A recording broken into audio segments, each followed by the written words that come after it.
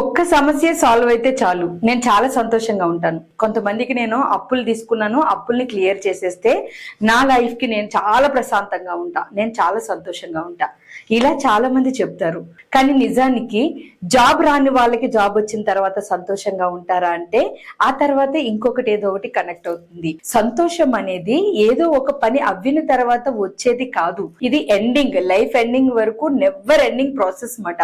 మీరు సంతోషంగా ఉంటే ఇవన్నీ అచీవ్ చేయడం అనేది నిజమే, కానీ ఇవన్నీ అచీవ్ చేస్తేనే మీరు సంతోషంగా ఉంటారు అనేది నిజం కాదు. మీ సంతోషం అనేది పూర్తిగా మీ చేతిలో ఉంది. సో కాబట్టి నాకు ఒక్క ప్రాబ్లం సాల్వ్ అవుతే చాలు, నేను హ్యాపీగా ఉంటాను అనే స్టేట్మెంట్ మానేసి నేను హ్యాపీగా ఉన్నాను కాబట్టే నాకు ఈ ప్రాబ్లం తొందరగా సాల్వ్ అవుతుంది అనే భావానికి వచ్చేసి ఆ విధంగానే మీరు జీవించండి.